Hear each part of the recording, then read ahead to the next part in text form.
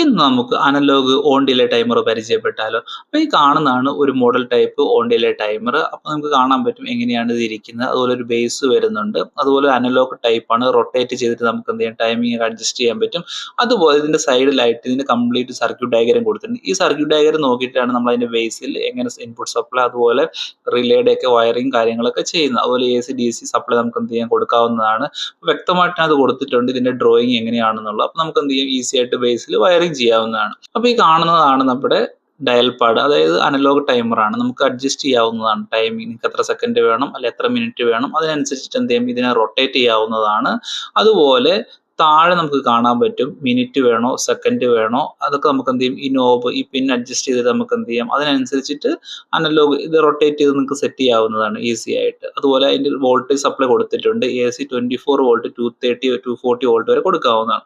അതുപോലെ A B mode ഉണ്ട്, അതായത് ബൈപ്പാസ് ചെയ്യണം എന്നുണ്ടെങ്കിൽ AB മോഡ് നമുക്ക് യൂസ് ചെയ്യാവുന്നതാണ്. അതുപോലെ ഈ ബേസിൽ നമുക്ക് ഇത് റിമൂവ് ചെയ്തെടുക്കാൻ പറ്റും. ഇതുപോലെയാണ് അതിന്റെ പിൻ ഇരിക്കുന്നത്. അതിനുശേഷം ഈസി ആയിട്ട് എന്ത് ചെയ്യാം, ഈ ഡ്രോയിങ് നോക്കിയിട്ട് ഇതിന്റെ കംപ്ലീറ്റ് വയറിംഗ് ഈ ബേസിൽ നമുക്ക് എന്ത് ചെയ്യാൻ പറ്റും. അപ്പൊ ഞാൻ ചെയ്തിട്ടുണ്ട്. അപ്പൊ നിങ്ങൾക്ക് കാണാൻ പറ്റും 2ഉം 7ഉം എന്ന് പറയുന്ന അതിന്റെ ഇൻപുട്ട് സപ്ലൈ ആണ്. ഓക്കെ, അത് ഞാൻ 230 വോൾട്ട് കൊടുത്തിട്ടുണ്ട്, നിങ്ങൾക്ക് കാണാൻ പറ്റും.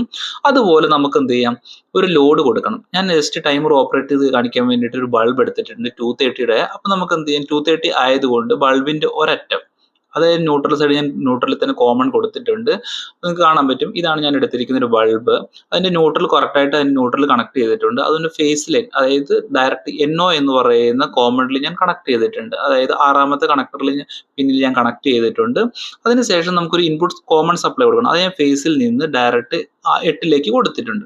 അപ്പൊ നമ്മുടെ വയറിംഗ് കംപ്ലീറ്റ് ഉണ്ട്. അതുപോലെ ഓൺ ഓഫ് ചെയ്യാൻ വേണ്ടി ഞാനൊരു സ്വിച്ച് സെലക്ട് ചെയ്ത് വെച്ചിട്ടുണ്ട്. നിങ്ങൾക്ക് കാണാൻ പറ്റും, ഞാൻ ഓൺ ചെയ്യുന്ന സമയത്ത് എൻ്റെ ബൾബ് ഇത്ര ടൈമിന് ശേഷം ഗ്ലോ ആവും. ഓക്കെ, അത് നമ്മൾ ടൈം സെറ്റ് ചെയ്യുന്നതിനനുസരിച്ചിട്ടാണ് നമ്മുടെ ഓൺ ഡിലേ വർക്ക് ചെയ്യുന്നത്. അതുപോലെ ഓഫ് ചെയ്തതിനു ശേഷം നമുക്ക് എന്ത് ചെയ്യാം, ടൈം ഒക്കെ അഡ്ജസ്റ്റ് ചെയ്യാവുന്നതാണ്. നിങ്ങൾക്ക് സെക്കൻഡ് മിനിറ്റ് അതിനനുസരിച്ച് ഈസി ആയിട്ട് കാര്യങ്ങൾ എന്ത് ചെയ്യാം, അഡ്ജസ്റ്റ് ചെയ്യാം. നിങ്ങൾക്ക് എത്ര സമയങ്ങൾ വേണം. ഇത് മെയിനായിട്ട് ഉപയോഗിക്കും നമ്മുടെ സ്റ്റാർ ഡെൽറ്റ സർക്യൂട്ട് ഒക്കെ വരുന്ന സമയത്ത് ഓൺ ഡിലേ ടൈമർ നമ്മൾ ഉപയോഗിക്കാറുണ്ട്. അവിടെ നമുക്ക് വേണമെങ്കിൽ ഈ ടൈപ്പ് ടൈമർ ഉപയോഗിക്കും. ഇനി അതല്ല, ഹൈഡ്രോളിക് ടൈപ്പ്, ഇൻഡസ്ട്രിയൽ ഓട്ടോമേഷൻ ടൈപ്പിലൊക്കെ നമുക്ക് എന്ത് ചെയ്യാം, ഇത്ര ഡിലേ സമയത്തിന് ശേഷം നമുക്ക് ടൈമർ ഉപയോഗിച്ചിട്ട് എന്തെങ്കിലും ഓൺ ഓഫ് ചെയ്യണം എന്നുണ്ടെങ്കിൽ ഇതുപോലത്തെ ടൈമർ നമുക്ക് എന്ത് ചെയ്യാം, ഈസി ആയിട്ട് ഉപയോഗിക്കാവുന്നതാണ്.